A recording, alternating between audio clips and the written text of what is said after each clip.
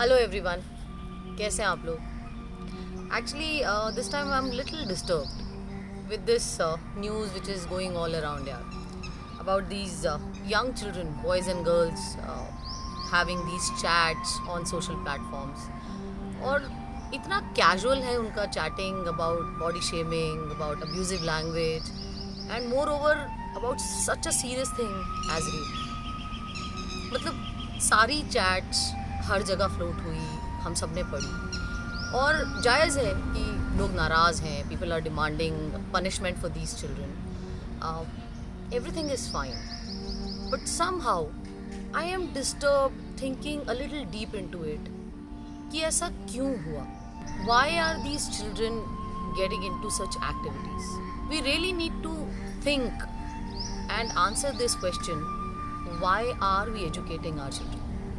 Are we only educating them to be good, successful businessmen or women? Or we really want to educate them to be good human beings as well?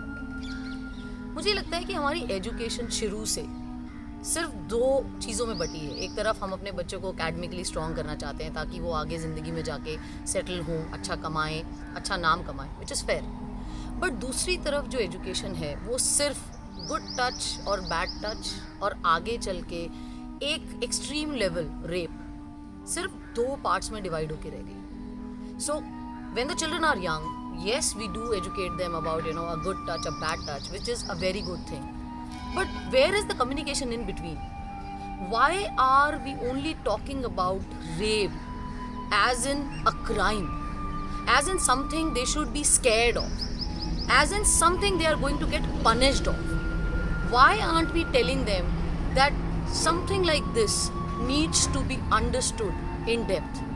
सीधी सी बात है, कम पढ़े लिखे या बिना पढ़े लिखे को हम जैसे बोलते हैं इलिटरेट, अनएडुकेटेड. अगर हम किसी को ह्यूमन वैल्यूज सिखा ही नहीं रहे हैं तो कैसे एक्सपेक्ट करेंगे कि वो बेहतरीन इंसान बन सके? How are we talking to our children about emotion there also and others also? how are we focusing on their values, gratitude, empathy, sympathy, about themselves, about people around them? It's high time we realize कि हमें अपने बच्चों को इन चीज़ों पे भी educate करना है. और ये इंसिडेंट इन पर्टिकुलर उसी चीज़ की वजह से सामने आया है. ये बच्चे कभी नहीं सोच पाते कि उनकी बातों का, उनके इन हार्मलेस चैट्स का असर किसी दूसरे बच्चे पे कैसा पड़ता है, क्योंकि हमने कभी सिखाया ही नहीं. हम खुद अपने घरों में इन चीज़ों को लेके बहुत ही कैजुअल एटीट्यूड रखते हैं. घर में हम किसी की भी बॉडी शेमिंग करते हैं, किसी भी तरह का अब्यूजिव लैंग्वेज यूज़ करते हैं और हमें लगता है कि सब कुछ जस्टिफाइड है, ऑल इन द गेम. ठीक इसी तरह इन बच्चों को ये लगता है कि till the time they are not doing as severe a crime as rape, everything is justified. किसी के बारे में बॉडी शेमिंग करनी, किसी के बारे में अब्यूजिव लैंग्वेज यूज़ करनी और किसी के बारे में रेप की स्ट्रैटेजीज बनानी, ये सिर्फ it's just a part of being cool in their own circle.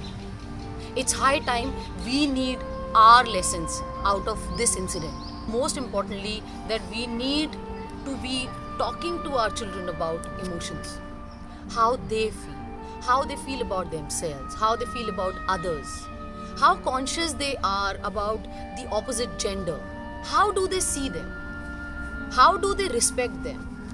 Moreover, we need to talk to our children about being human, being empathetical, being sympathetic towards something which is going around them. We need to tell them कि वो बहुत important है और वो जो भी करते हैं उसका कुछ ना कुछ इम्पैक्ट उनके आसपास के लोगों पे जाता है, सोसाइटी पे जाता है. So if they are being responsible then it will count as a gesture in their class, among their friends, in a society. Moreover we need to stop being gender bias. हम लोगों ने एक race बना रखी है घर पे भी. बीइंग अ मेल आप ये करेंगे, बीइंग अ गर्ल आप ये करेंगे, लड़का ये नहीं करता, लड़की वो नहीं करती. High time that we teach our children to be normal with each other. They go beyond genders and start respecting each other as humans. इसके अलावा मुझे ये लगता है कि हमारे लिए अपने बच्चों से पहले एक लेसन है जो हमें सीखना है एज पेरेंट. अगर हम अपने बच्चों को ये सब सिखाना चाहते हैं तो we need to actually ask ourselves, am I abusive? Do I support pornography? Do I pass or forward such videos? Do I indulge into such kind of humor? And if the answer is yes, I need to keep in mind कि मैं जो कर रहा हूँ, I'm setting an example for my child. So it's high time that as parents, we need to be more responsible and more careful. Cheers to childhood.